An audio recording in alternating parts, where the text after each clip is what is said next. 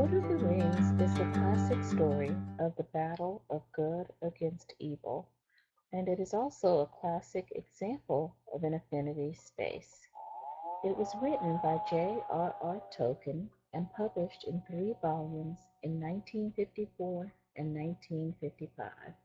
Its prequel was the book The Hobbit, the story of Bilbo Baggins and how he originally came into ownership of the powerful magic ring that is the title of the series. Over the years, the books have gained a passionate following of avid readers and devoted gamers, and it has spawned a whole separate virtual world online. All of this has become an affinity space comprised of the books, 5 separate full-length movies, as well as cartoon versions, a major online game with devoted members, and various smaller video games, websites, fan clubs, and groups. Any gathering of DragonCon or Comic-Con is sure to include many fans dressed as one of the many memorable characters from the series, such as Strider, Arwen, Galadriel, Frodo, Gandalf, or Legolas.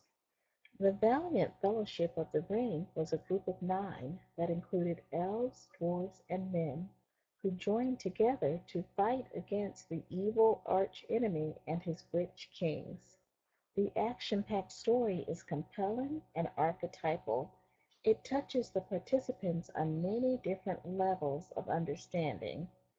The Lord of the Rings is so popular and widely loved that it has now become an affinity space for its fans and readers.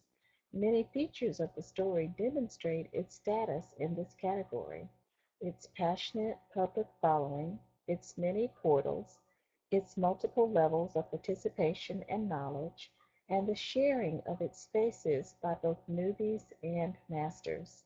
These and many other features establish the books as an affinity space. First, those who love the stories have a shared passion for it, and this is one of the primary features of an affinity space.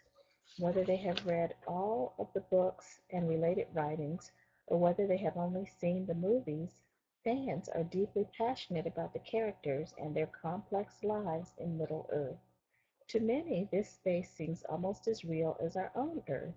It has become a virtual world.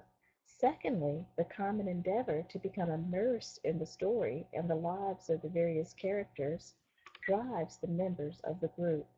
Some fans keep the characters alive by interacting with them frequently throughout the week and creating an avatar who inhabits the virtual world of Middle Earth.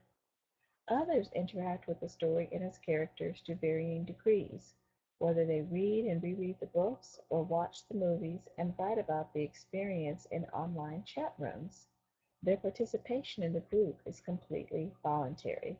For example, those who play the game come only because they love the fascinating new world and its people and the languages that Tolkien has created. Fans have many different ways to participate. Some pay for the hard copy of the Lord of the Rings games, and some pay for the online game in order to have greater privileges. The online game is now the fourth largest massive multiplayer online game, MMOG, in the world.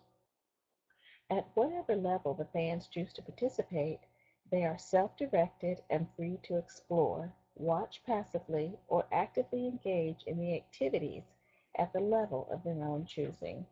They can write new stories or create videos to be shared by other fans, or they just become consumers of the new materials that others create. Within these spaces, both newbies and masters interact and can learn from each other. They all share the space, and masters teach the newbies how to navigate it most fully and effectively.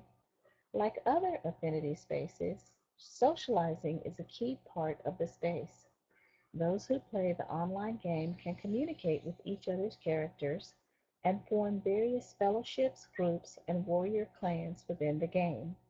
Although group leaders are usually those who have the most experience, leadership is not definitive, but can change based on abilities and the commitment and passion of the participants.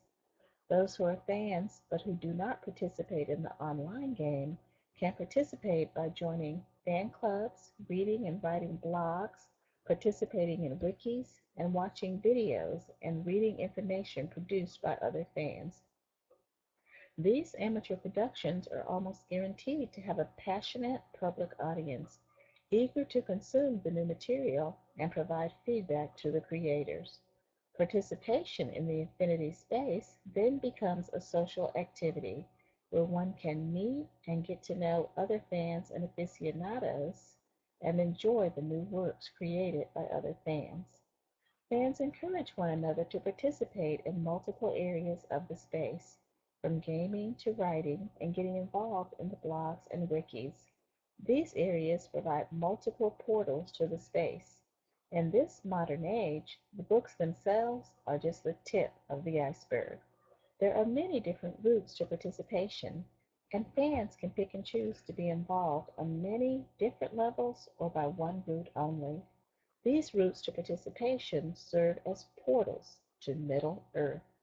Those who know and respect the magic of the rings and the power of the wandering king will enter the kingdom through many different portals to gain access to the magic and grandeur of Middle Earth.